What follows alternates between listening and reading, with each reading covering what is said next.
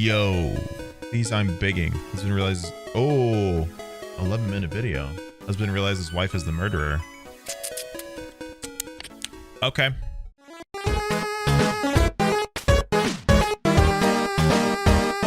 I can't see her doing something like that. She's super intelligent. I can't. This is the moment Zach realized his wife, Ashley, was a secret murderer. Police found Taylor Wright, a friend of his wife, lying dead on his property. Police suspect Ashley was the murderer. A secret murder as opposed to what? A public murderer? That's just the president. Or the police. But Zach refuses to believe it. Little did he know, he was about to get the shock of his life in the interrogation room. Can you tell me how you came to know Taylor? Through working PI cases. Okay. Oh, cool. He's a cop. No wonder he's an idiot. She met my wife. They became friends. Did you guys ever have a falling out or? Never. From doing this job for so long, I would just pick up little lies from her.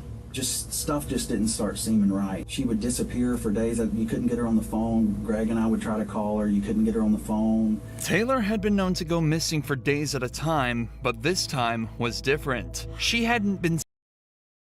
That's not like a red flag to begin with. It was only like 3 days. Okay, first of all, guys, if your significant other just like disappears for like 3 days, what is your immediate thought here? What do you think they're doing? Kidnapped? I mean, I was going to go with cheating, but fair.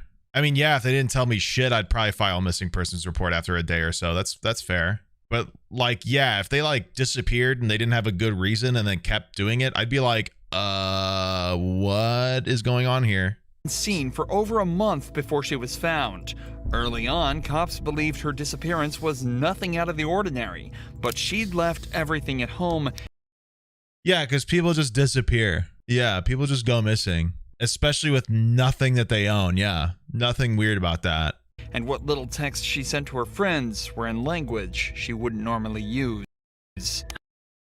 Yep, no foul play. Yep.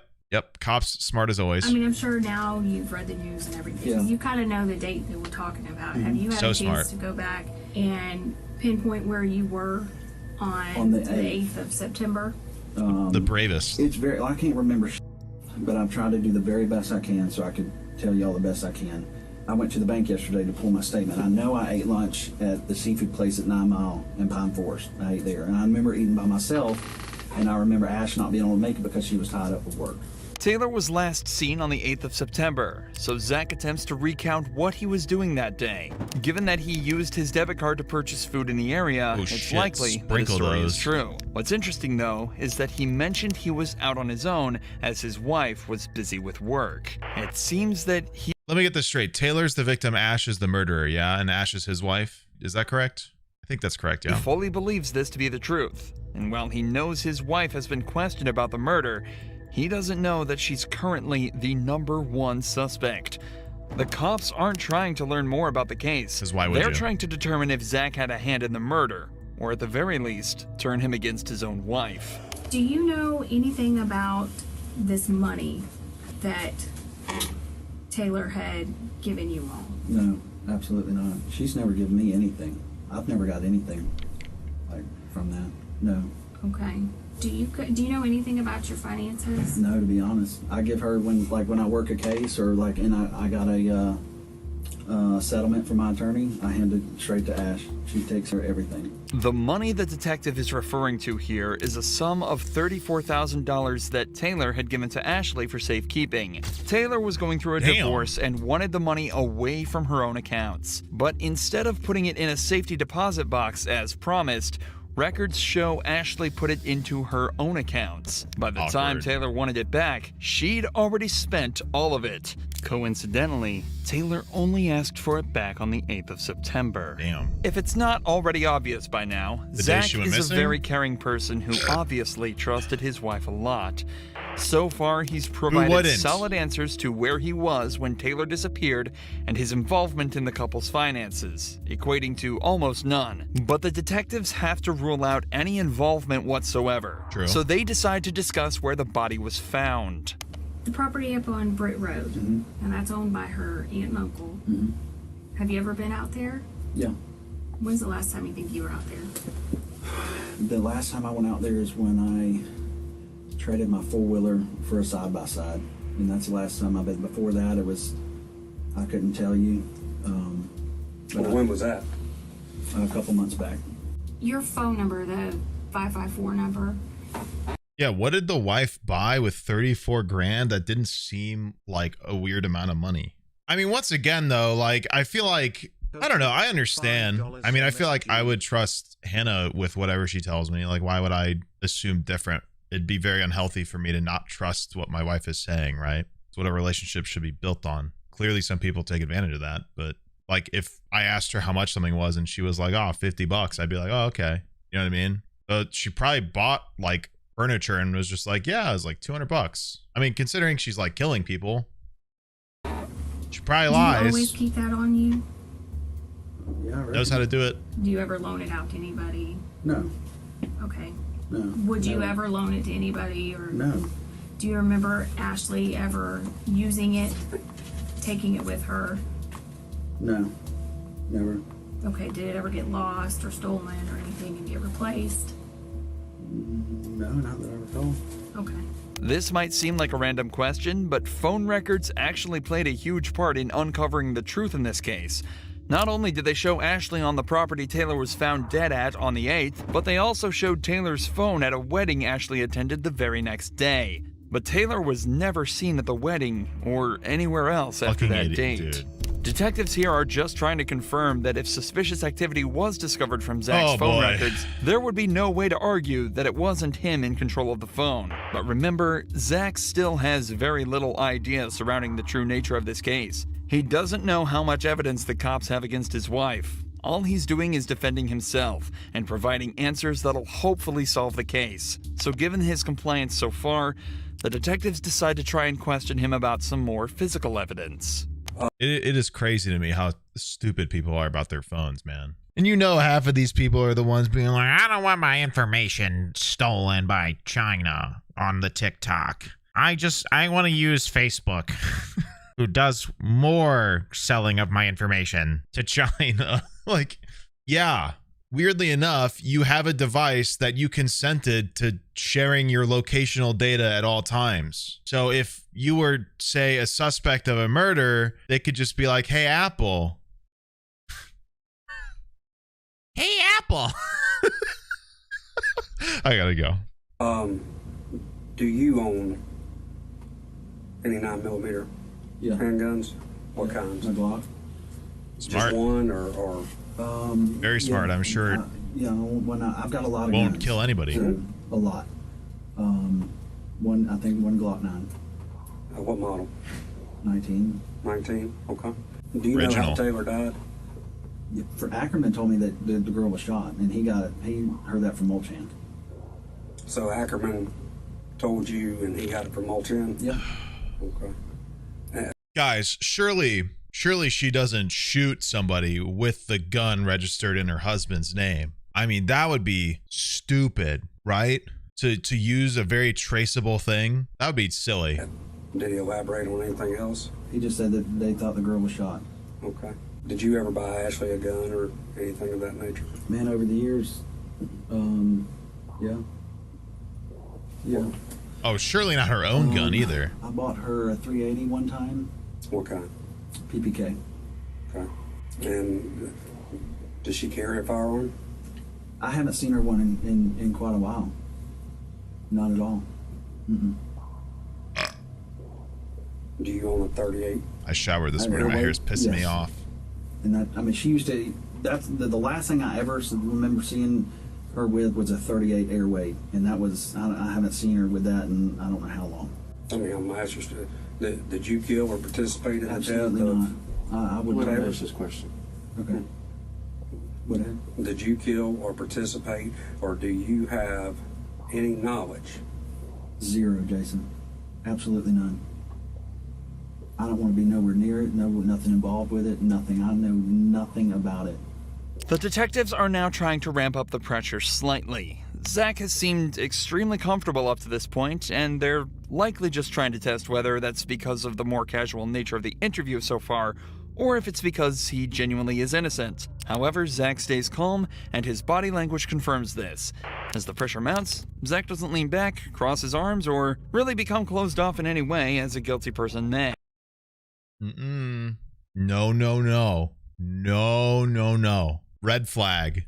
I had such hopes. This video has 4 million views, and they're saying that body language is Zach's open body language indicates no signs of guilt. Inversely saying that closed body language would indicate guilt when asked a question. Like what if he were to lean back though?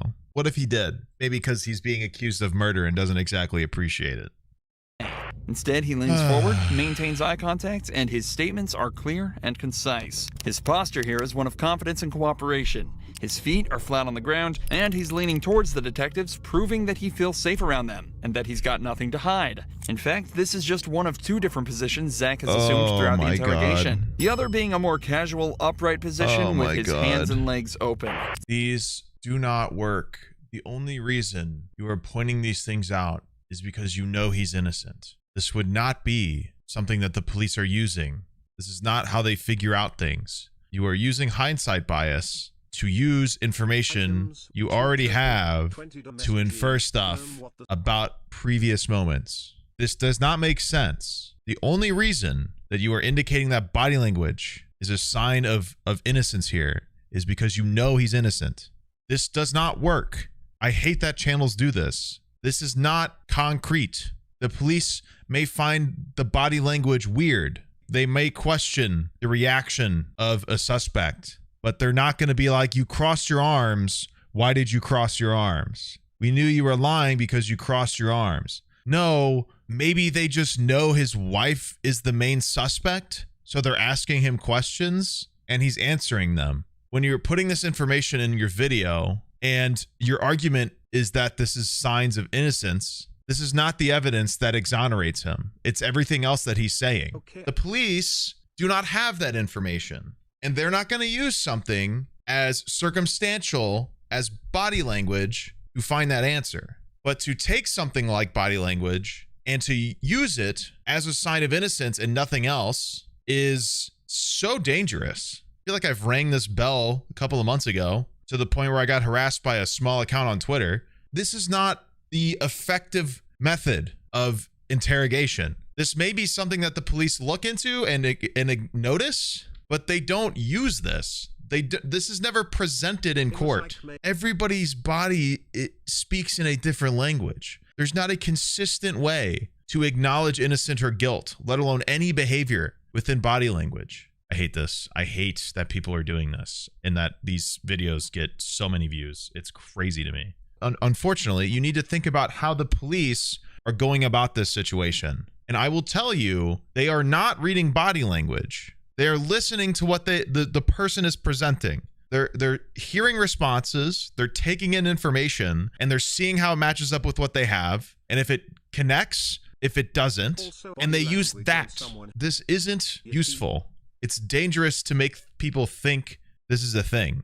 Like, to convince so many people that this is real is dangerous, man. I don't know. Zach is doing everything he can to appear innocent, and yet the pressure continues to mount. What do you think happened to Taylor? Which, once again, they would be doing this. They're not doing this, to reiterate my point, they're not doing this because of his body language. They're doing this because his wife is the prime suspect. They don't press on him because he is like open and seeming confident in his language. They're pressing him because his wife is the murderer. They don't need this like circumstantial shit. They don't want it. They want his response. They want his answers so they can make sure he's not lying. That's how would they find out if he's lying. They see his responses, not his body language. They don't need it. Like, I couldn't tell you, Jason. I mean, I don't. God, it's so stupid. I don't know.